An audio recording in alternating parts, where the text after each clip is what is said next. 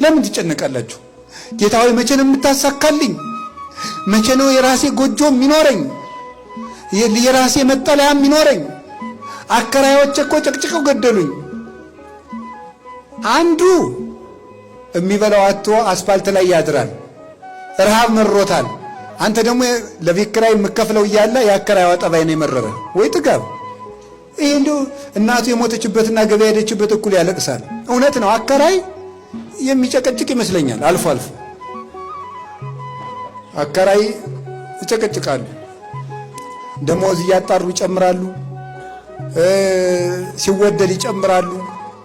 እነሱ ያለ ቤት የተፈጠሩ አይመስሉም። እንደው ከእናታቸው ማህፀን ሲወጡ እንደው አንድ ቪላ እያያዙ የተወለዱ ነው የሚመስሉት፣ ሲጨክኑ ማለት ውጡ ሲሉ። እናንተም ተው፣ በሕግ አምላክ ታረሙ፣ በመምህር አምላክ ቤት እግዚአብሔር ነው። ሰው ድሃ አታሰቃዩ። እውነቴን ነው።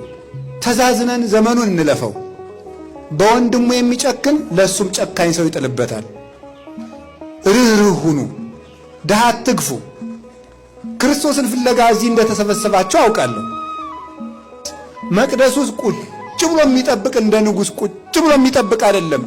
አስፋልት ላይ ያለው ድሃ ክርስቶስ ነው። ጦም የሚያድረው ወንድማችን ክርስቶስ ነው። እኛ ሁለት አይነት ምግብ በልተን ሶስተኛው በመጉደሉ እያጉረመረም ጥሬ አጥቶ የሚያድር ድሃ ጎረቤታችን አለ። ያ ክርስቶስ ነው። ታስታውሳላችሁ? እንግዳውኝ ብመጣ አልተቀበላችሁኝም፣ ተርቤ አላበላችሁኝም፣ ተጠምቼ አልጠጣችሁኝም አለ። መቼ ርቦህ ነው ያላበላን ሲሉት፣ ለባልንጀራችሁ ካላደረጋችሁ ለእኔ አላደረጋችሁም ነው ያለው።